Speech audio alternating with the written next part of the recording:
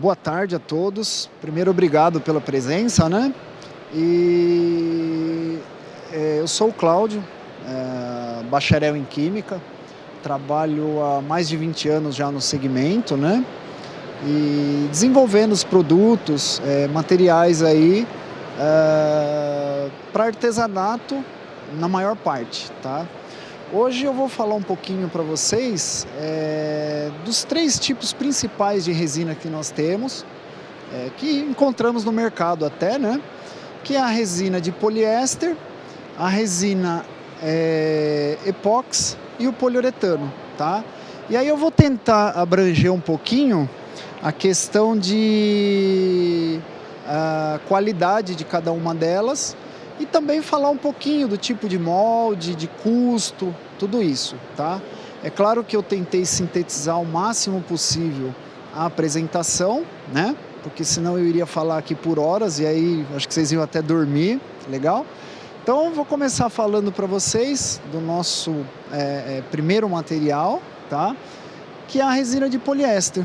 Eu vou falar um pouquinho das vantagens, tá?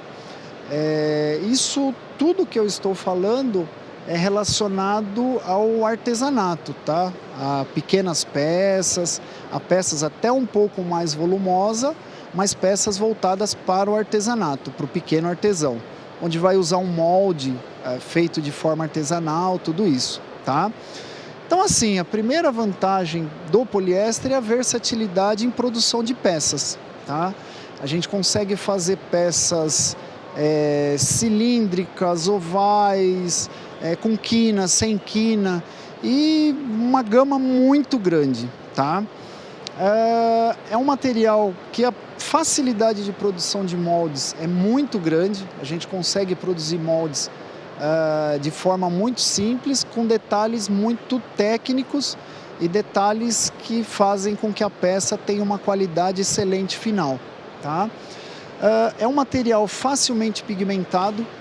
Hoje a gente encontra no mercado a parte de pigmentação, tanto opaca como transparente, como metálicos. Por essa característica a gente consegue marmorizar de forma muito eficiente, tá? Em relação às outras duas resinas, que é o poliuretano e o epóxi, a grande vantagem do poliéster é o baixo custo, tá? É um dos polímeros mais baratos dos 3 que eu vou comentar. E, não menos importante, o excelente impregnante de fibras e cargas. Então, assim, imagina que a laminação é feita com poliéster justamente porque ele é um excelente impregnante, tá? Vamos falar um pouquinho também agora das desvantagens, principalmente no artesanato. A principal delas, a nosso ver, é o odor acentuado. Então, assim, áreas muito fechadas, áreas pequenas, é difícil trabalhar com poliéster porque você tem um odor muito acentuado, tá? Normalmente as peças a gente não consegue tirar do molde sem um polimento. Então, obrigatoriamente, o poliéster, quando você tira do molde, ele tem que ter um polimento depois para ter um brilho, para ter uma característica de acabamento, tá? E, por último, a grande desvantagem dele é justamente a contração. Poliéster, mesmo com a adição de cargas minerais, as fibras, você tem uma leve contração, que isso faz com que a peça tenha uma diminuição, tá? A nível artesanal, isso chega a ser algum problema, mas nada significativo, porque são peças decorativas, normalmente peças que a retração não é, a contração não é um grande problema, tá? Vou citar para vocês aqui o tipo de molde. Então, assim, a gente utiliza para o poliéster borracha de silicone, tá? Essa borracha de silicone hoje, a gente utiliza muito a borracha RTV, que é um material catalisado, porque eu consigo fazer em qualquer situação, é um material bicomponente, onde eu vou catalisar e vou fabricar um molde, tá? Esse molde, para vocês terem ideia, tem capacidade de copiar fio de cabelo, né? Outro molde amplamente usado, aí mais com as fibras, é o molde de resina com fibra de vidro. Também temos o molde de gesso e hoje implementamos também muito molde de termoformados, né? O próprio plástico, a gente faz a termoformagem dele e fabrica um molde onde eu vou fabricar resina de poliéster, tá? Grande vantagem do molde termoformado, ele é um molde de uso único, um molde de uso exclusivo, de uma única peça, porém é um molde que o acabamento em contato com a peça tem um acabamento muito bom, tá? Aí dispensando o polimento, caso você use um molde desse, mas aí é claro, um molde desse tem que ser avaliado, geometria da peça, tudo isso, para saber se vai ter como essa peça sair do molde, tudo isso, tá? Aqui eu trouxe algumas peças justamente para exemplificar a parte de pigmentação e de detalhamento, tá? Essa primeira peça é uma peça com um pigmento fosforescente, que é um pigmento que tem capacidade de brilho na ausência de luz, tá? E aí assim, como comentei, hoje a dispersão dos pigmentos, tudo isso é muito boa nesse tipo de material, tá? A peça de baixo a gente já trouxe com pigmento fluorescente, que é um material de mais brilho e tem capacidade de brilho também na luz negra, tá? Então, para a área artesanal é um uso muito bacana, justamente por conta da vivacidade das cores, tudo isso, tá? Peças com carga mineral, tá? Qual seria a grande vantagem de uma peça com carga mineral, por exemplo? Primeiro, a diminuição de valor do produto, a gente consegue reduzir muito o custo. E segundo, você dá um aspecto de pintura na peça muito superior, tá? Então, por exemplo, aqui eu trouxe uns comedouros, ali eu trouxe um boneco. No caso dos comedouros, eles estão pigmentados. Você vê que é uma pigmentação bem dispersa e bem feita, tá? E no caso do boneco não, ele foi pintado com uma tinta à base solvente, tá? Esse caso específico, uma tinta Duco, que dá uma bela durabilidade para a peça, tá? Opa! Bom, agora vamos lá nas peças mais colares, pulseiras, coisas assim, né? Hoje o pessoal usa muito poliéster para fazer, inclusive, biojoias, coisas assim. Aqui no primeiro exemplo nós temos uma peça com corante. No segundo nós já temos uma resina onde a pessoa trabalhou com pelo. Então você vê que o poliéster, mesmo tendo uma característica um pouco mais agressiva, a gente ainda consegue incorporar materiais nele e dar valor à peça, tá?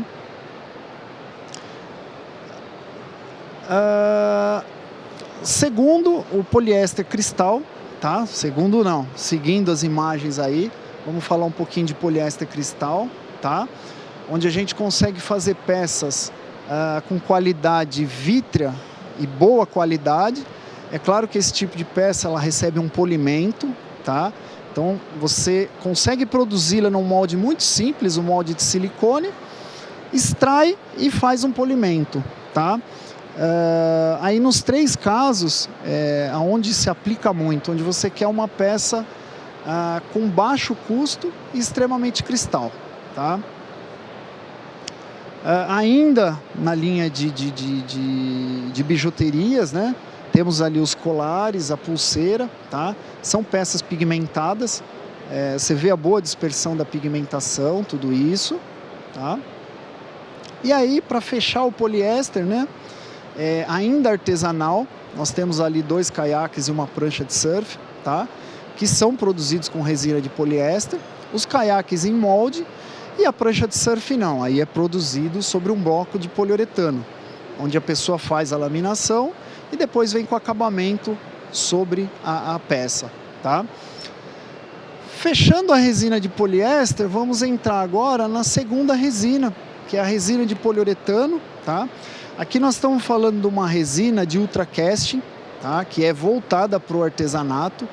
Existem outros modelos, é lógico, mas eu vou falar desse modelo em específico, tá?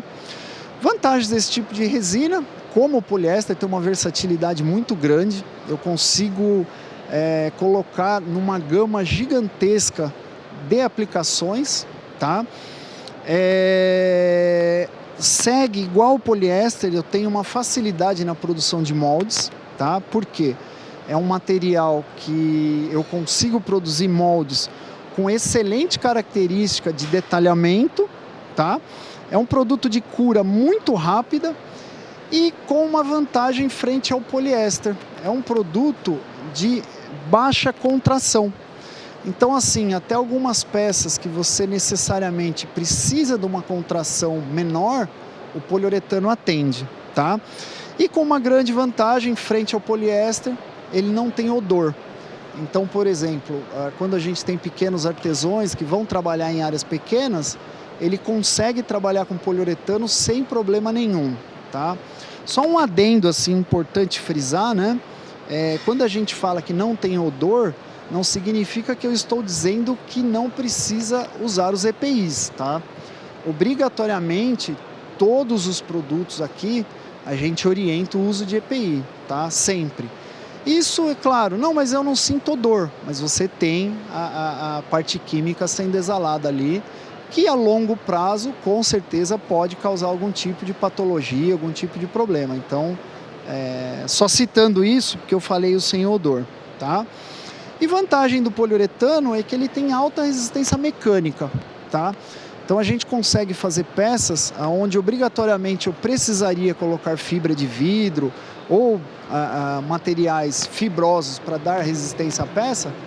Com o poliuretano eu dispenso esse uso, tá? Eu consigo fazer uma peça com resistência mecânica similar a um plástico, por exemplo, tá?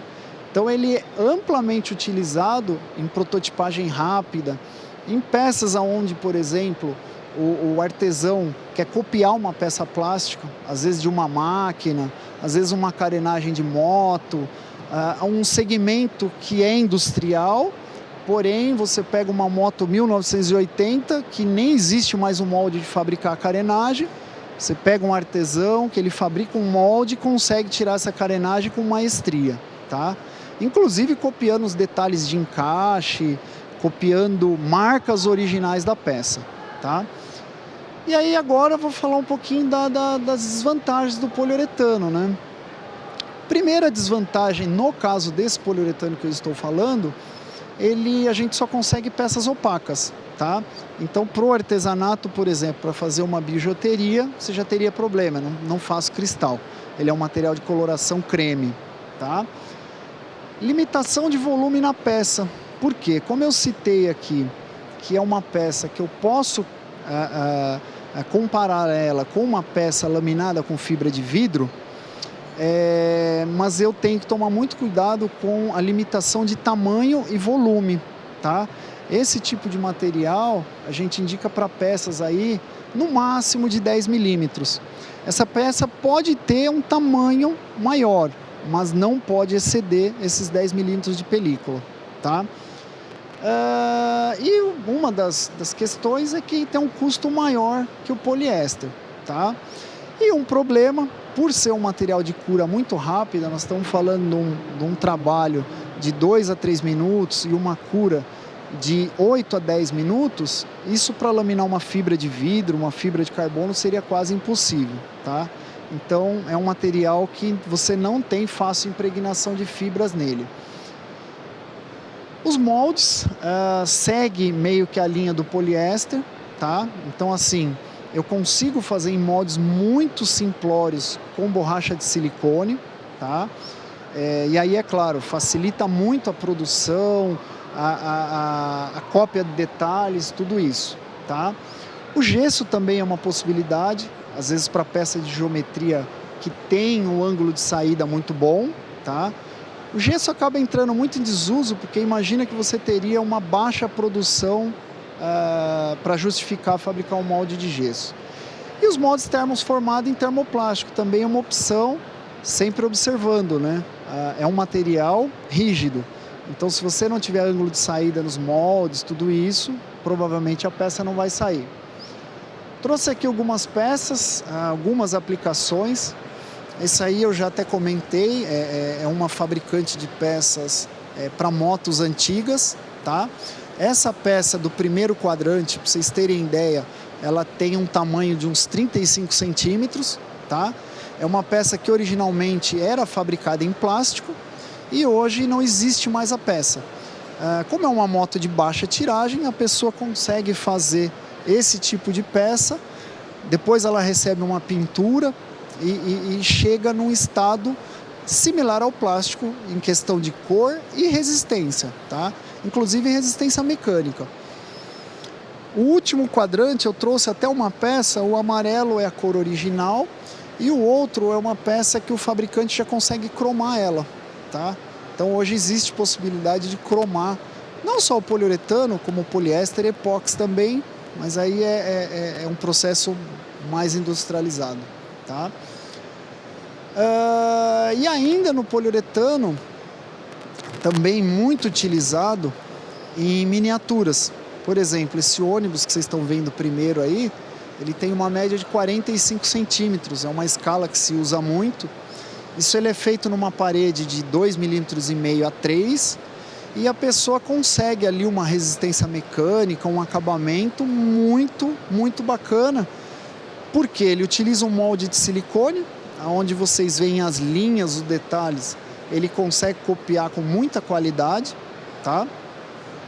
E tem também as peças menores. Ali eu coloquei uma imagem onde a pessoa segura com a mão, que dá justamente a dimensão da peça. Aquela peça deve ter uns 15 centímetros de tamanho, e você vê que ele consegue detalhes ali, aquelas partes de preto, é tudo feito com poliuretano, inclusive aquele tubo lateral, tá? Então é um material que para esse tipo de aplicação é muito bacana e tem uma resistência mecânica muito boa, tá? Fechando a linha aí das resinas de poliuretano, agora nós vamos entrar, eu acho que numa das resinas, assim, se não for a de maior uso para o artesanato, vai ser a maior, tá? A gente ainda tem muito que explorar ela pro trabalho artesanal. Por quê? Vou citar primeiro as vantagens aí, né? É um produto muito versátil, assim, se aplica em diversos casos, porque ela é um material líquido e eu vou solidificar. E é um produto que eu consigo mexer com dureza, eu consigo mexer com cor, então ele atende assim, um segmento muito grande.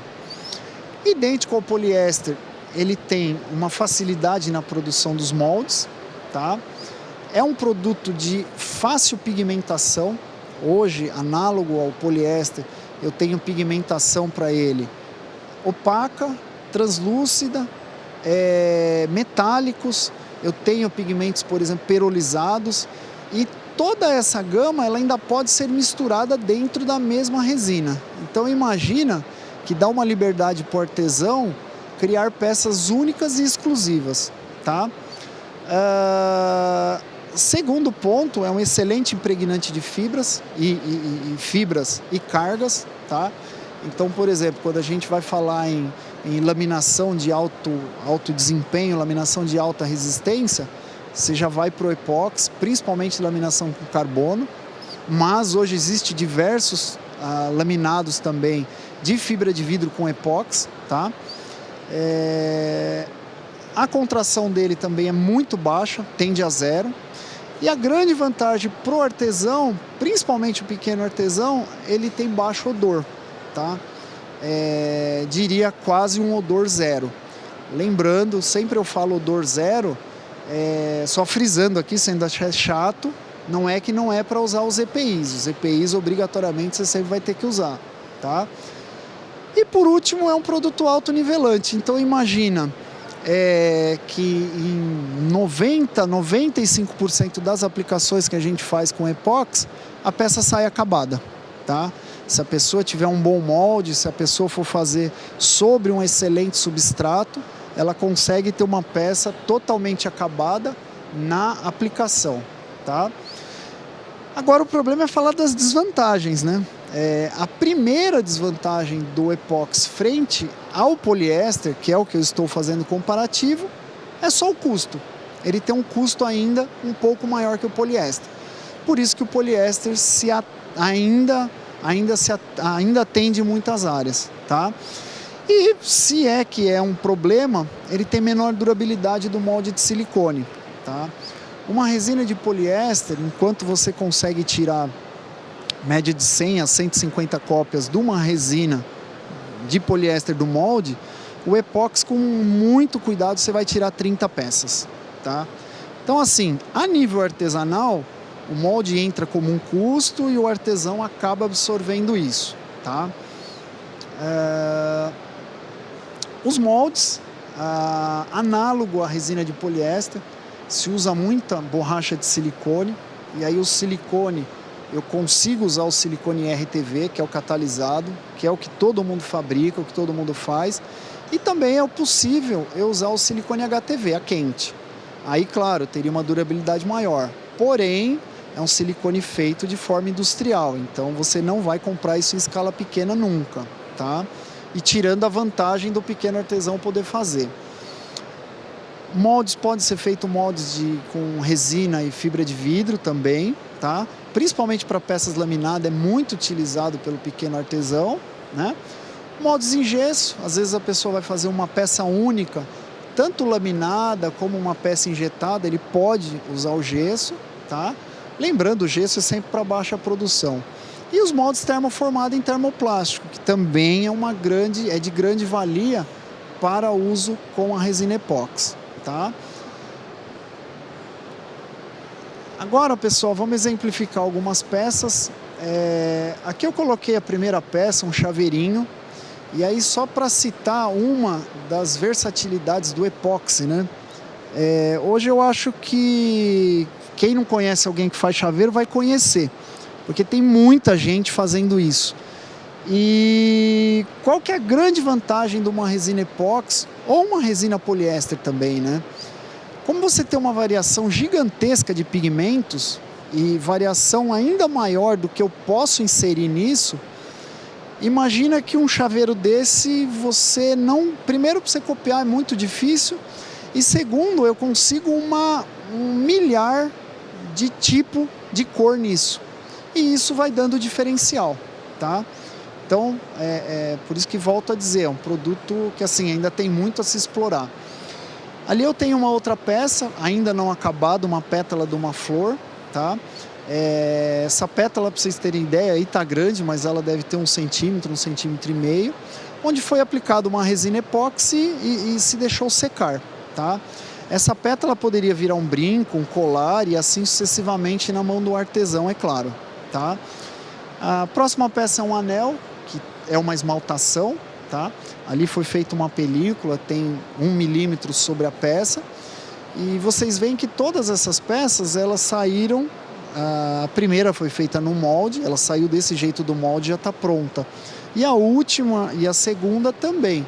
Então vocês percebem um brilho que é característico do epóxi, tá? Aqui vamos falar um pouquinho das mesas.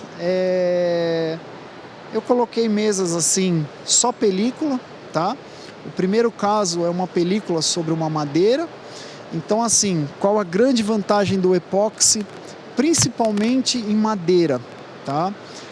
Você tem uma contração muito baixa. Essa contração faz com que o material não descole. E o epóxi, vale lembrar, é um dos melhores adesivos que a gente tem. É claro que esse tipo de material, ele é adesivo, não é um específico adesivo. Ele tem adesividade por ser epóxi, tá? Mas mesmo assim a probabilidade de soltura disso é quase nula, tá? Com algumas ressalvas, alguns usos, mas algumas falhas de manipulação do produto mais do que do produto, tá? A outra é uma mesa comum, onde a pessoa colocou um adesivo e só resinou, tá? E a terceira é uma incrustação de tampinhas. Então essa peça deve ter uns 3 centímetros de diâmetro, onde a pessoa fez a primeira camada branca, depois colou as tampinhas e veio preenchendo, tá? Peças bem simples, peças, por exemplo, as 3 são de artesões, pessoas que fizeram essa peça aí. Se não foi a primeira, foi a segunda ou terceira peça, tá? Com uma pequena orientação. Então, por isso que eu usei essas fotos um pouco mais simples, tá? Eu tenho uma outra peça aqui que mostra bem a não contração do epóxi. Esse primeiro anel, ele é um anel lapidado, tá? Então imagina que a pessoa fez o anel e depois fez o torneamento, depois fez toda a lapidação Isso, por exemplo, só é possível uma lapidação e uma fixação dessa com uma resina epóxi, justamente porque ela não tem contração e ela tem uma excelente fixação. Então a gente não consegue remover isso do anel. Outro um pouco mais simples, uma caneca, também feito por artesãos, tá? E aí os cabos de faca. Ali eu componho muito a madeira e a resina também. E um detalhe ali importante frisar, aqueles cabos que são de resina, eles não têm fixador nenhum mecânico. Esse rosa aqui tem as fixações mecânicas que você enxerga, os outros 3 são todos fixados com resina epóxi, tá? E aí não a resina de acabamento, a resina de colagem, mas também resina epóxi. Então você vê que a fixação do metal com a madeira, que não é uma fixação fácil, a gente faz com um material epóxi sem problema nenhum de soltura. As tábuas de carne também muito emblemáticas e muito exploradas aí no mercado, tá? E aí volto a dizer, devido à alta fixação do epóxi, a gente consegue fazer uma peça extremamente flexível, que é uma tábua de carne, é uma peça que tem muito movimento, é uma peça que sofre muito intemperismo e você vê que o epóxi não tem probabilidade de soltura ali, tá? E gerando até uma bela asepsia nas laterais, onde você vai ter os sulcos ali. E aí tem gente que vai me perguntar, Cláudio, mas por que não faz a tábua inteira? Primeiro, nós estamos falando de um material de alto brilho e alta resistência, mas não é um produto anti-risco, tá? Então, com o fio da faca, nós vamos ter o riscamento da resina. Isso geraria, claro, um material que teria uma degradação, igual a madeira tem também. Só que a madeira já é riscada há anos, então ninguém, vamos dizer, reclama do riscamento da madeira. Que se eu colocar um epóxi e riscar, o cara vai falar, riscou o epóxi, tá? Tecnicamente falando, assim, ele teria a mesma resistência ou maior resistência mecânica que a madeira, que risca também, tá? Aqui mais um exemplo de esmaltação. Esse primeiro quadro, para vocês terem ideia, é uma esmaltação feita sobre um adesivo e a madeira. E aí vocês observam o brilho que tem, tá? E detalhe, tá, pessoal? Isso tudo é peça que foi feita num ateliê, claro, com limpeza, asepsia, mas nós não estamos falando nada de uma peça que foi exposta a vácuo, a alguma câmera que não caísse sujeira, nada disso, tá? O segundo é um relógio, que é também muito utilizado. E aí o terceiro, eu coloquei uma peça onde eu tenho vários tipos de pigmentação, tá? Uma peça que dá muita realidade da variação de pigmentação que eu posso fazer, tá? E agora citando um pouco de um uso também muito artesanal, mas muito feito pelo epóxi. Aeromodelos, onde o pessoal precisa de um baixo peso, tá? E uma produção muito simples quanto a molde e tudo isso. Esse aviãozinho, ele é feito a laminação sobre um isopor com resina epóxi, tá? E depois o trem dele, se vocês perceberem, ele é feito com fibra de carbono, tá?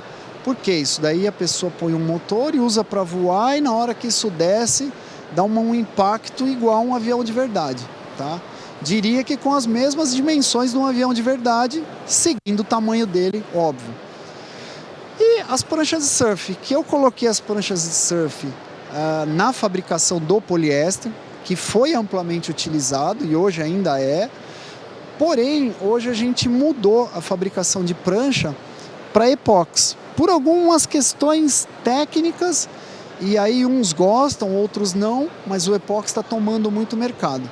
Primeiro por peso, é um produto que eu consigo laminar em blocos de EPS, tá? Isso é uma laminação também artesanal, não tem nada a vácuo. A pessoa lamina a resina epóxi com a fibra de vidro e faz uma película ali de extrema resistência. Gerando o quê? Uma prancha umas 3 vezes mais leve que uma prancha de poliéster, E aí, assim, a gente consegue ver essas manobras, que hoje o cara consegue tirar a prancha da água e voar e fazer essas loucuras. E o terceiro ali, objeto, é uma laminação em fibra de carbono. Aí eu até fiz questão de colocar essa peça, porque tem muita gente que chega e acha que a fibra de carbono a gente só consegue laminar em processo de vácuo. Claro que se eu falar em qualidade, tem que ser a vácuo. Mas se eu falar numa peça decorativa, eu consigo laminar aberto com carbono e consigo entregar uma qualidade daquela ali que vocês estão vendo, tá? E só para ilustrar, é claro, a prancha não foi fabricada por um fabricante que fabrica várias pranchas de forma manual, mas várias. Mas aquela peça foi feita por um robista, que foi a segunda peça que ele fez, e aí já arriscou fazer uma peça de carbono, e vocês veem a qualidade, o acabamento que ele conseguiu é muito legal, tá? E isso graças ao advento do epóxi, né? Ter essa versatilidade e essa facilidade de produção. E para fechar as resinas epóxi, vamos citar um pouquinho nos pisos. Os pisos industriais é um segmento que a gente tem há muitos anos, inclusive alimentício, fármaco já é obrigado a usar piso epóxi, né? E ele veio pro artesanato também. Então, hoje, principalmente em áreas molhadas, banheiro, tudo isso, o pessoal se utiliza muito do artifício e da facilidade da aplicação do epóxi, tá? Onde você gera uma excelente qualidade, você tem um piso monolítico de acabamento muito bom, tá? Primeiro caso é um caso até a citar por conta da pigmentação, tá? Ali nós temos uma marmorização que foi feita com pigmento metálico, perolizado e uma cor lisa preta. Você vê que isso é um trabalho artístico, é claro que assim, isso é desenvolvimento do artesão, tá? Não cabe a nós técnicos fazer.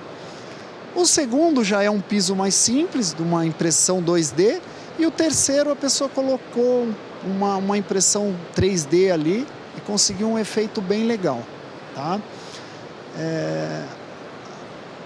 Aí, pessoal, finalizando, acho que eu tentei sintetizar ao máximo a parte aí das resinas, tá? Aplicações principalmente a nível artesanal, tá? Artesanal assim, né? Peças de pequeno porte. É claro que todas essas resinas elas são empregadas na indústria com muita ênfase. E aqui eu tentei sintetizar para vocês um uso mais artesanal, mais amador, né? E um uso que eu sempre falo, né?